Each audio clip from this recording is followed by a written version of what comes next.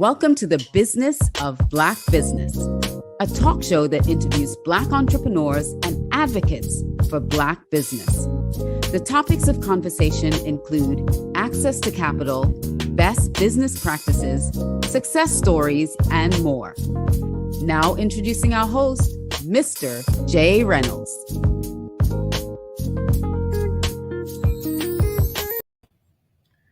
Good afternoon, and welcome to the Business of Black Business.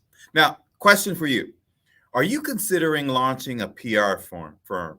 Are you working on events and are you an event planner looking to level your business up? Well, let's talk to a juggernaut in that space that's done exactly that. Again, my name is Jay Reynolds. I own and operate Wolf Creek Consulting. We are a top-ranked executive staffing firm with offices in Coral Springs, Florida, West Palm Beach, and Birmingham, Alabama. We primarily place professionals in finance, accounting, IT, and engineering. And again, welcome to the Business of Black Business. This show is designed to help Black entrepreneurs and would-be Black entrepreneurs understand how to get it done, to miss the landmines, to be able to build their business, sustain their business, and scale their business through the eyes of other people. The show is a unique opportunity to gain access to people that who actually done this already. Black entrepreneurs and business leaders that basically can share their experiences with you to help you to springboard and get you from one place to the next. We want you to hear how they did it. We want you to be in the room where it happens. We want you to get that advice from those people to help you to support your small business. So, first of all, before we get started, the first thing that I want to do is I want to thank our sponsors, Demesman and Dover, personal injury attorneys. We could not do this without you guys, Victor. Thank you for all you do. The Florida Lottery, Career Source, South Florida, ARP, and the University of Miami, Research for All. It is with the greatest amount of pleasure I get to introduce a juggernaut, in my opinion, in this space. Krystle Coleman. Krystle, thank you very much for taking the time to be with us. I really appreciate that. I know that you're running at 100 miles an hour all the time, so thank you for spending the time to be with us. Thank you so much for having me. It's an honor. Definitely familiar with the movement, so this is a great way to start the week. And this is all about us giving back and doing the right thing, right? Yeah. I don't read bios, Krystle, but I am going to read a snippet from one of your bios, right? That basically will kind of give people an idea that don't know you, people an idea about who you are. Krystle is not only known for her brand, but she's also the Jill of all trades in media, as she is a creative writer, an event designer, and a bunch of other things that you do. You're a little over 30 years old. She's built a name for herself by working with some of the most prominent names in the entertainment, fashion, beauty, and sports industry. In 2020, Midori Star Media was named as one of the most influential PR agencies in the world, not Florida, not South Florida, in the world by Propel, which is very, very cool. So I don't mean to get overexcited, but I'm glad to be here. First of all, talk to me a little bit about who you are. Talk to me, introduce yourself to the audience. Tell me who you are as a person. Tell me who your mentors were. Tell me where you grew up. Tell me all the things that people won't get from Google, okay? All righty. Well, that was a warm, honorable introduction. Again, I'm Krystle Coleman. I'm an HBCU graduate, which I'm very proud of that. I have a degree in journalism as well as public relations under that umbrella of mass communications. I own a boutique creative and media relations agency now for a little over 9 years. And we are broken into 3 divisions, that being our sports division, our entertainment division, and our lifestyle division. My claim to fame, I would like to think, has been just getting football players recognized under the helmet.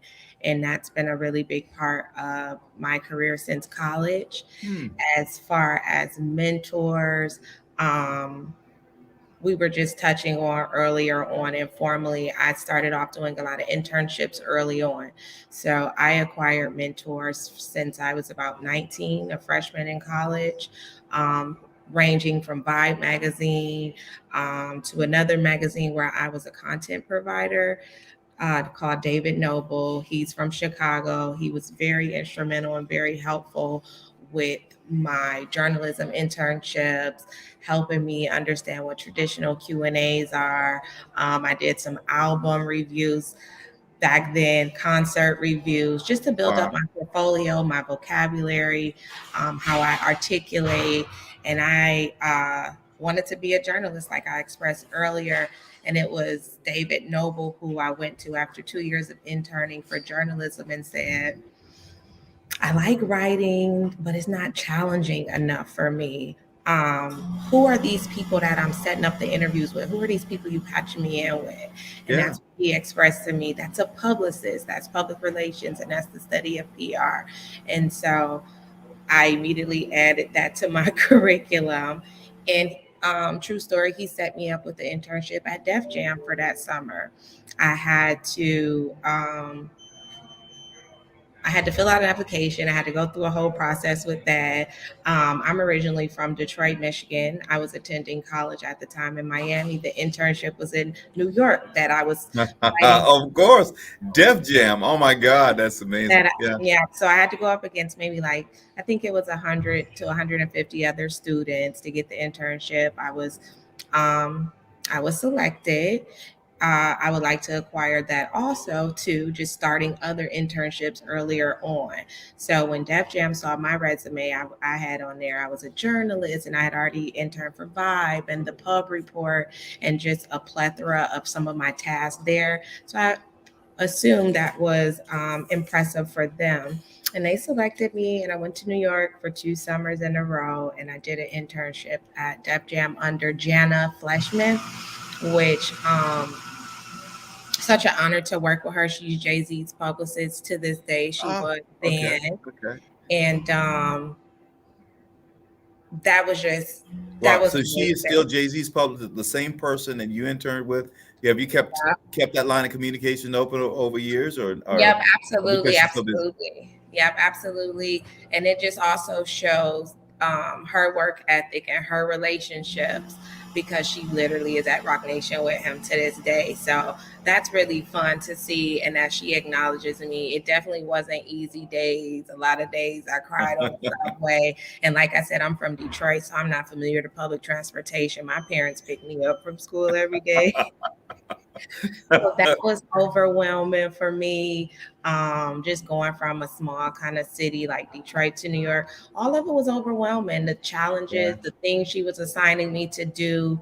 Again, We're there gonna were talk. We're gonna talk about that because I really want to drill down into that for a second. Let me ask you this, because unlike many entrepreneurs, right? You have seem to have a single-minded focus, right? You seem to have decided from a very early age what sandbox you were going to play in. It's pretty yeah. interesting. I was a business major. I was a business major, but I had a minor in marketing. But I couldn't decide whether or not I wanted to be a DJ or an attorney, right? So I did all kinds of stuff. I mean, I had a jazz show on the college radio station. I was a news director on the college radio station, but I never pursued that. Right, I did that in college, and I did that a little while after. But you seem to have had this single-minded focus that you never wavered from. So tell me a little bit about this. How did you decide that this is it, and there was no other love in your life, right? That Mhm. was it. Tell me. Well, I grew up on silly quotes and metaphors like "Don't be a jack of all trades and a Jill of none." So that was something where I just already didn't overwhelm myself. And then, like I've expressed in other interviews, I came from a household that encouraged if you're good at one thing, let's hone in on that, as opposed to just. And I would encourage any parent to do that as well. You obviously want your kid to excel in all subjects in Hmm. grade school, but if you see a special talent in one early on, hone in on that as opposed to telling them I need you to be a straight A student, especially with it being 2022 where we, everything has shifted so much. I like to attribute a lot of me knowing I was good and that confidence in writing and expressing myself and comprehending what someone's saying and interpreting that into a nice essay. Just early on, from not just feeling like I have to excel in everything.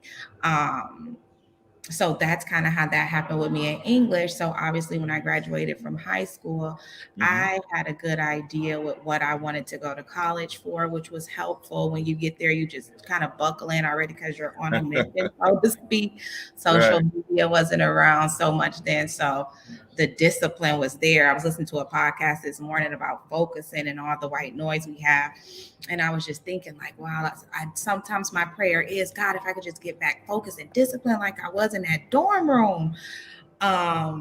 You get what I'm saying? It's just a little bit different, but I had a really firm idea on that just from being a kid that loved poetry in high school. And a gift to me in high school was getting a magazine and being able to go through it front and back. My mom was a reader, so even like Terry McMillan novels and stuff like that, even though the content I wasn't supposed to be reading, I loved reading books. So again, when you get in high school, your teachers start telling you, oh, you might be good in liberal arts or you might be good at communications. And that's how I arrived there. And I mentioned that earlier on that I first just wanted to be a journalist, but that wasn't enough accountability and responsibility for me. So that's how I kind of went over into PR, which are very similar but different in ways. But that's how that started for me, just excelling in English early on, poetry contests. Yeah, well, most entrepreneurs have a healthy case of ADD, right? You don't. You seem to have been able to navigate that pretty well. Talk to me a little bit about how you decided to start your business and how you were able to build your portfolio of clients. Very difficult, very competitive, very, I wouldn't say who but it's a very difficult space. Tell us how you did that. Humility. To me, I always tell my clients, I think that's a big part of our claim to fame is just having some humility from the very beginning conversation, expressing to your media outlets, expressing to your potential clients, your current clients, that you are there for service. And I haven't shared from that in 10 years of being in business is just that humility.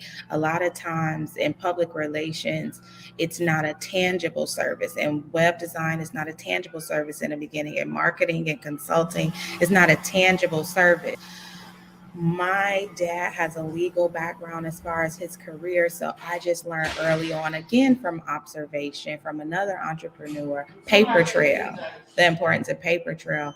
And so for me, I think a lot of times that stands out from other entrepreneurs because I'm articulating to my clients what I'm going to do verbally, and then I follow that up with the paper trail, and that's really, really helpful. Like I said, just the mannerisms. Don't write an email without saying good morning, how are you? You're building a relationship, public relations, and that's in any industry and business. You're building a relationship. So I always have approached it and will continue to with the human part, with the good morning, how are you? What is exactly you needed? Just with a regular conversation, and things materialize from that. So my business, to answer that question, is just rooted in humility and being of service. And think I have made myself stand out in those ways. Please and thank you, manners. It goes a long way. You know what I'm saying? That gets the conversation started to network yourself. That gets the conversation started to pitch yourself. Is how you're approaching something and what your tone is.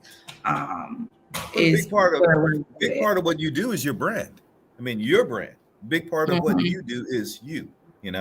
Meaning that people have got to embrace you as a consultant and say, hey, look, I'm going to allow her to navigate my life and the life of my family, because it's not just him or it's extended for him and her. It's everybody in their orbit, right? So they have to feel comfortable enough to put their lives in your hands. And a big part of that Yeah, them before we embracing get to the results and the strategy of it and the logistics of you. it, do I feel like you're at peace? Do I feel like you could pace yourself? Do I feel like you could be prestigious enough to represent what I'm doing when I'm not looking? So it just starts with mannerisms, humility, and personality traits. Okay. Tell me a little bit about what was the thing when you started your company? When did you just what happened to you to say when you said to yourself, "Hey, look, I can do this. I'm going to be successful at this because, boom, because not just because of the fact that you have this Just my ability to natural focus." love for getting up, Okay. wanting to dig into it, the consistency that I feel like I just naturally have. A lot of my personal time, to be honest and transparent, is reading, is looking for new vocabulary words, Okay. is going to a museum, looking at, and this is, and I say this respectfully, this is before it got popular and everybody's now intellectual and all of this, no disrespect. I was, these were my pastimes prior. So a lot of Right, that right. You naturally always a reader. pours into my career, if that makes sense. So I don't have to force it. And I think that's why I'm so successful in it. I have been blessed and fortunate to do something that I love, that's gratifying. Sometimes it's, the gratification definitely Hmm. keeps that energy and that battery to your back when someone can tell you, I always use this as an example. Good job on that, or thanks for getting me on that TV show, or thanks for doing this. That provides that instant pat on the back that we're all looking for ultimately anyway to keep going.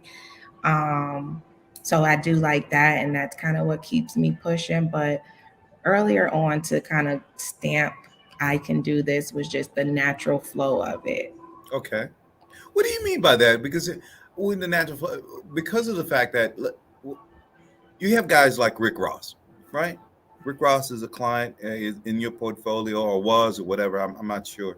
Mm-hmm. Uh, but you have guys like that are have no shortage of people trying to work with them, or Mm-hmm. um, but you cut through the clutter. You were able to cut through the clutter, and not only that, you had a bunch of NFL players that I know of that you represent. How are you able to cut through the clutter to be able to bring those people in? It's more than just the fact that you have this calm spirit about yourself, right? And this intellect, and as well as this I guess you come across as being very genuine.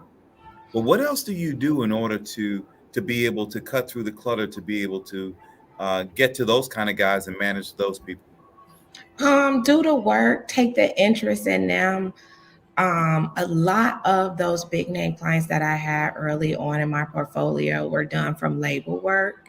So being punctual at the label will allow you a seat at the table. Bringing someone coffee, like I was saying, will allow you a seat at the table. And then how you sustain them is showing that interest and doing that research. A lot of times, some of the big name clients that I bring on, I do a great deal of work even to this day for free, to just prove the confidence is there, to prove the relationships are there with the media, to prove media is responsive to me, to prove networks are responsive to Right. me. When you're confident in your abilities, we all know if it doesn't make dollars, it doesn't make sense. But when you're confident in your abilities, no matter how much is in your bank account, you can afford to stick your neck out there and say, "Hey Jay, I can definitely get you in GQ magazine. Here's why." You get what I'm saying? No, Jay, Hmm. you can keep your Yeah, I 2,000. do. I understand exactly. You could keep your I understand $3,000 right exactly what you're now. saying. And then you have to, but you obviously deliver against it. Yeah. You don't just tee it up and say, "Hey, look, I can do this," but because you don't only get to tee that up and tell somebody you're going to do something and you don't do once or twice, and, after that, the And they're credibility is upset at gone. So you. yeah, But when you so tell them person to person, just allow me this amount of time, 14 days to do this, see if you like what I'm doing, and then we can revisit a money amount, because they're already seeing that confidence. People love when they can hold you accountable to something. You Yeah. said, baby. Yeah. And because you put it in writing, you did. You said, Yeah. So when yeah, that confidence is there, that accountability is there, the expectations are there on the deliverables. It just sets well for it sets well for the person on the other end to be encouraged to work with you because they already don't feel that pressure and that usury of a number or a figure or something like right. that. So to be totally honest with you, that has been really something for me that has stuck out, is just going the extra mile before we do a dollar amount. I'm not encouraging anyone to do that, but that's what my mantra Right. has Everybody's been. got, yeah. You And have a someone model. could spin that in terms of just trying it out. If you're, a great doctor or something like, whatever industry you're in, go do the extra courtesy and see how that works out. It'll pay off with referrals. It'll pay off with a lot of other things. Okay. Talk to me. I always tell people all the time, if you're an entrepreneur, you've had good times and you've had bad times, and you've had times when you say to yourself, you're like shooting fish in a barrel. And then there are times when adversity seems to be around every single corner you turn. Give me an example of how you've had to deal with adversity in your business, and how you overcame it. Give us some examples of that. Just rude clients that expect more than what is offered to them in the universe or offered to them as far as their resume or logistic wise. Um, so definitely rudeness, just expectations not being managed or met properly. That sometimes turns into an anxiety, an anxiousness from a client when you're working with them day to day.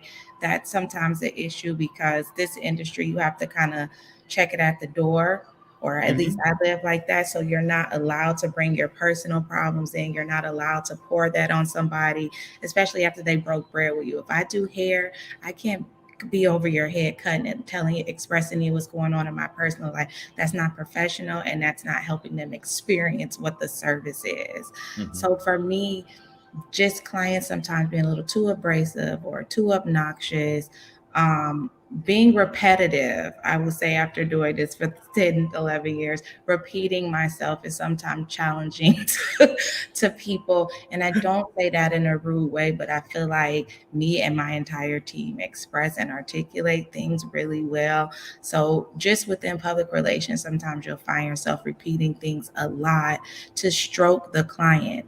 In this industry, Right.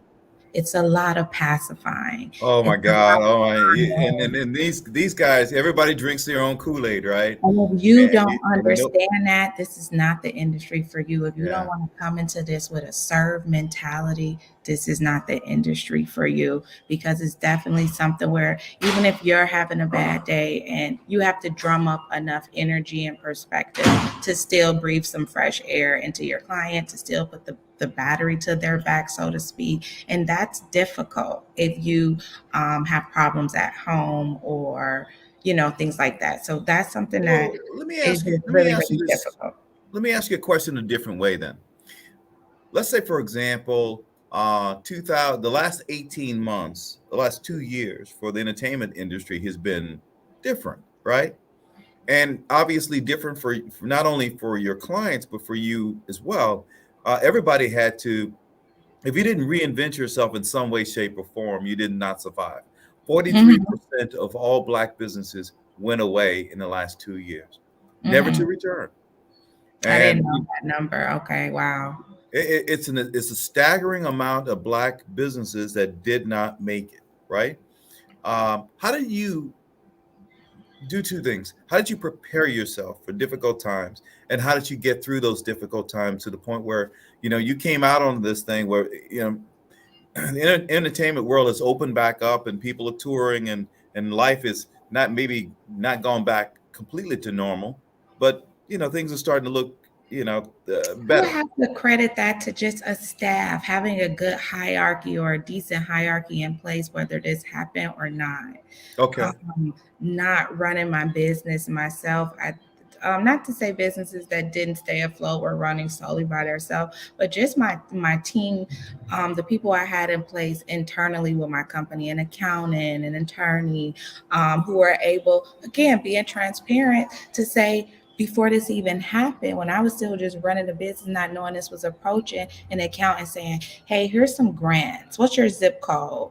Hey, here's some funding. Here's some working capital. Just knowing the importance. Again, I don't know if it's from book work or just God, but just knowing the importance of a savings account, knowing the importance of having things in place when you start a business. Praise God, I've just had that discernment already to know. And through channels like this, hopefully, again, we can build up and educate the next generation to say, I do remember that person saying she had a CPA. So before I even get an office space or before I set up my social media, I'm going to thoroughly research someone to handle my money, someone to find me some money. So to answer your question, that I have to give all of that credit to my CPA or my accountant or my team, my attorney, my business manager, making sure while I was doing the day-to-day or scrambling around for clients or trying to come up with different ways to make bread and butter money, because PR is not a priority. Like you said, when COVID comes into play, telling somebody, I'm gonna get you a magazine and they don't know if there's food in the market or what their health situation is, it's not a priority. So being able to shift that with check-in calls, again, the humility comes back into it. I'm not gonna bombard them and ask them, are they starting up again with me in April and we just came into a new world in March? I'm gonna just give them a checkup. I'm gonna just take my $100 I may have to the side and send up some flowers. I'm gonna do a grand gesture to let them know, hey, here goes, just other different channels and ways that we can work together and keep the conversation going, or put it on hold, or not make them feel so pressurous to a retainer when they're trying to figure it out themselves. So that human approach, and just having, like I said, an internal team that was preparing for this, who are obviously human, but who are preparing for this and for my business before it happened. A lot of working capital and grants and things like that were definitely able for, I already had that to the side to put that in work in terms of advertising, or to just shut down and take it in myself. So when I do start business back up, I'm not attacking people or going at it the wrong way.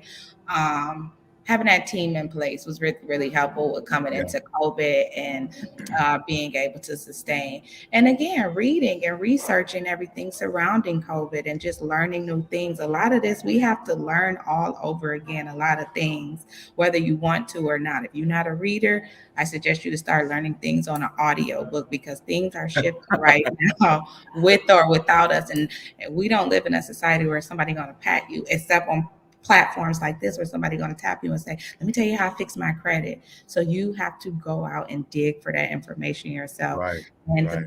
the simplest thing is Google.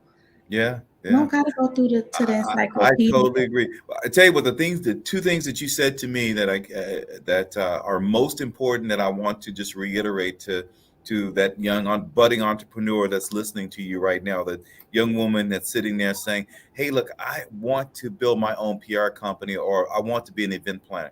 Two things that you said I want to highlight. The first thing that you said is surround yourself with the right people. Don't be afraid to bring in people, or surround yourself with people that are smarter than you at specific things than you are. I think one of the problems that I see all the time is that people are so afraid that they're going to lose their idea, their concept, or their business to somebody who's smarter than they are in a specific area. So bring in, understand, if you don't understand what a P&L statement, find somebody who does understand what a P&L statement and his balance sheet. I told you I wasn't good at math, so I already knew. Where's somebody to crunch these numbers? You need to have somebody who understands the P&L statement, who can actually go to a bank and be able to be able to articulate your business. The next thing that you said that I thought was worth repeating again is the fact that you run it like a business. You run it like a business. It's not like a hobby. You don't run it like a hobby. It's a business, and those are the types of things that sustain itself.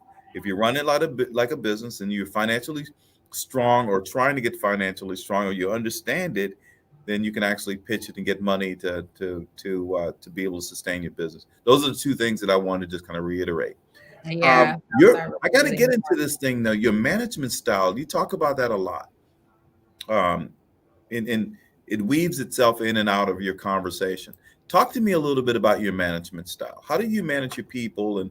And yeah, I have people that work with me for 8-10 years, and the reason why they do is because they're family. I treat them like family. We fight, we argue, we kiss, and all that. We kiss and make up, but they're my family members, and I know they have my back, and they buy into my vision, right? The first thing, they have to buy into your vision. But tell me about your management style. When you say management style, you mean my staff or my clients?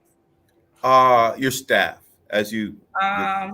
What piggyback off of what you said, family, with females, again, expressing to them what I think my faults are head on before they come on board with me, letting them know, hey, I'm moody, every day isn't a good day. Behind the scenes, I may do this, but I mean well. All of that's a conversation before they come on board, to let them know that I will allow space for their mood swings or things like that. And just looking at the bigger picture, which again is to do a service and to get to a certain goal.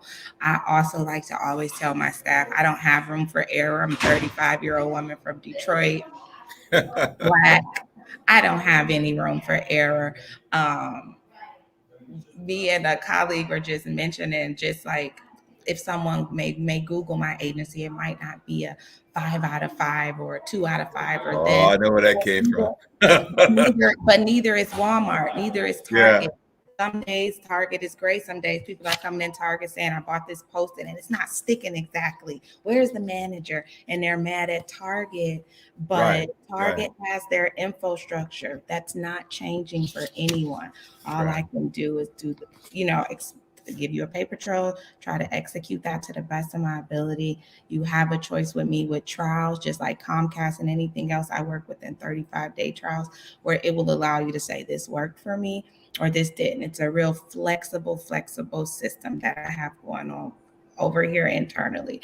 So to kind of answer your question, it would just be it absolutely does. I have a couple of just small other questions that I want to ask you, just to make sure. Infrastructure. Huh? So just infrastructure, putting that in place with my staff early on, just kind of keeps us focused on what the goals are. And scratching your staff's back. Like, you're allowed to say to them, hey, I'll treat you to a manicure and pedicure. Again, just being kind, being a human being, letting them know, I'm not here to slave you. I'm here to help you feel spiritually, emotionally, and financially as comfortable as I am. It's not about belittling people. And a lot of times with staff, especially women, when they feel like they're equals, they'll work for you harder. But when you talk down on people or act like you're better than them, they don't feel like the goal is the common goal. It feels like it's your goal. And nobody wants to just, ring bells or drum up sound for someone else's goals and not their own. Right. And I think that's huge. I think that is absolutely the case. And it comes down to the whole vision. It's a vision that people have got to embrace and see themselves being a part of, right? Yeah. You make a really good point when you say, if it's your your vision, and it's your bank account, your coffers that you're trying to improve, and not trying to improve the people around you, you're always going to have a revolving door, folks. You're never going to hang on to anybody. Life is hard enough. Embrace people. Make them feel like it's a group effort. Make them feel like, everybody throws around this term mental health. Make them feel like, hey, I had a nutty day yesterday, so I'm not all perfect because I'm appearing this way. That sentence can go a long way with a colleague. Like, okay, I wasn't the only person feeling suicidal yesterday. I'm being dramatic with that. But sometimes a small conversation like that with a colleague is like, oh, okay, let me stop beating up on myself so much. And when you stop beating up on yourself so much, you can focus on work. You can focus on results. You can focus on solutions. Right. Gosh, I got to tell you, 35 years old, but you're definitely an old soul, meaning that you seem to have built a business that's sustainable, that you're going to scale, because you have a lot of the right ideas, I believe. Thank you. from a guy who's done this for, owned his own business for 22 years is what I I'm definitely, that's what's going to make my day, that compliment. I appreciate that coming from you. Yeah, well, I appreciate you. I appreciate you being here. I got to ask you one more question, okay? Leave me with some secret sauce. Tell me, leave these people that are listening to you, that sitting on the edge of their seat, right? With two or three things that you would like to leave them with, that you'd say, hey, look, this is my secret sauce. What are those things?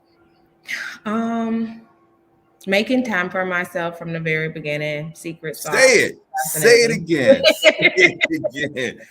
Play golf. Leave some time for yourself.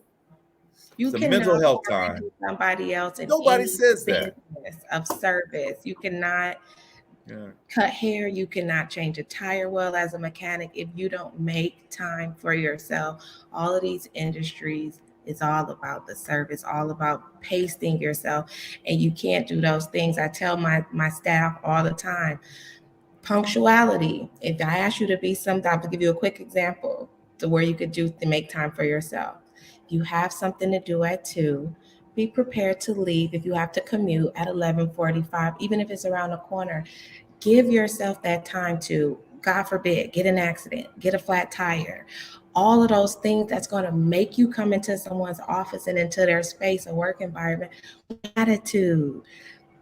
Take a bath in the morning as opposed to a shower so you can calm yourself down. Small gestures and things like that will help you go into the workday way more full of gratitude, way more full of, just hearing someone out. So make time for yourself, to me, is the secret sauce.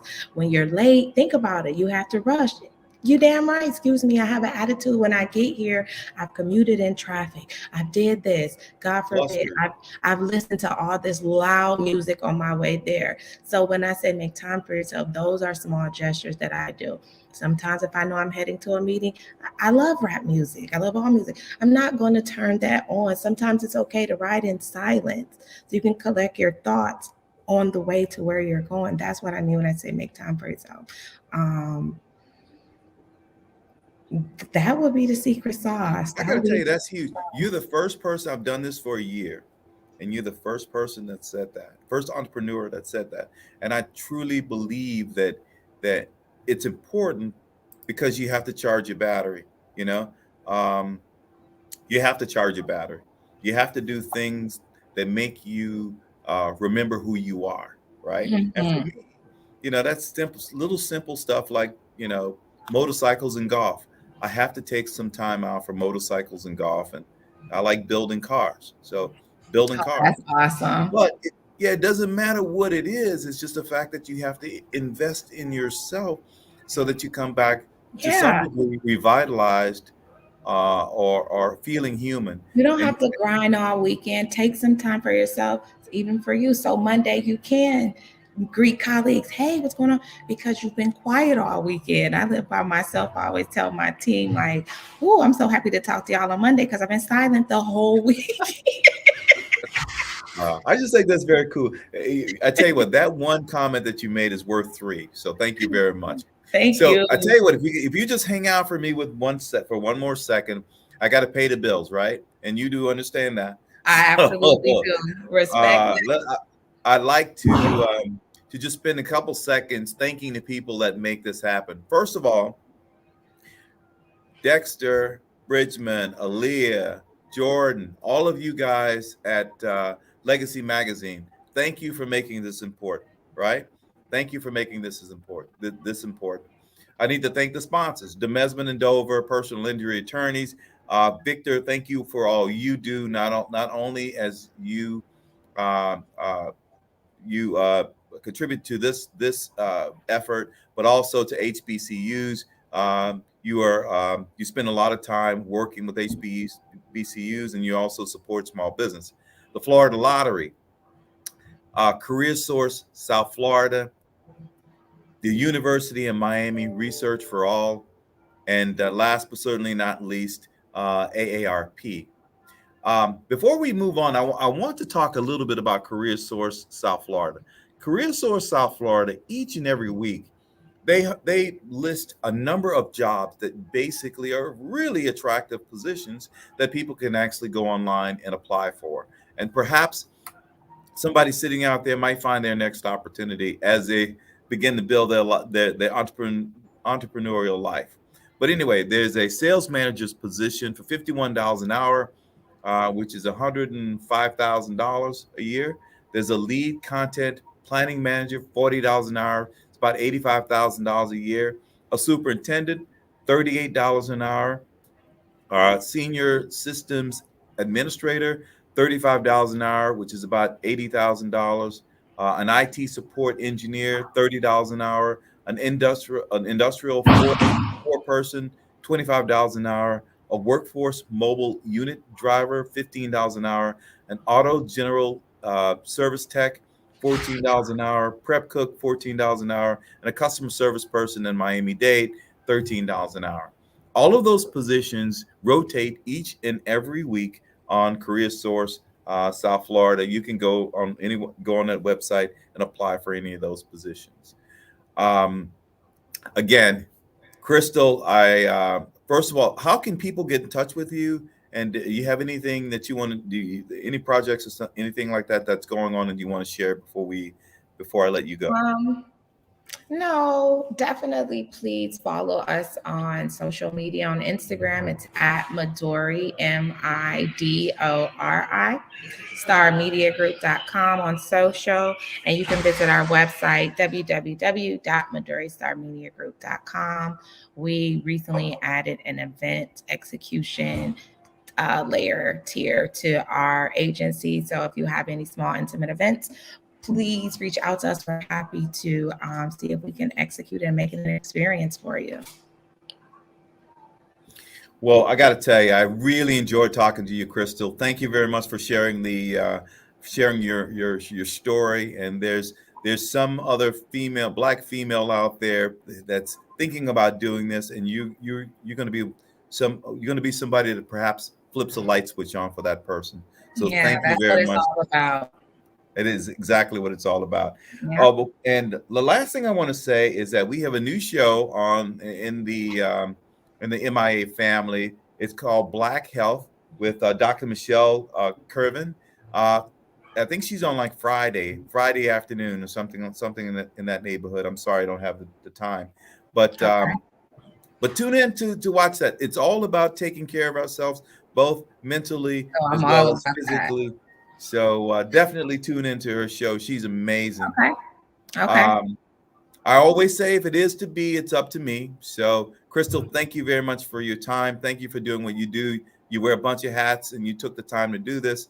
It's important work. Thank you very much. Yes, it is. Thank you so much. Have a great, amazing, abundant week. You too. Take care. Okay.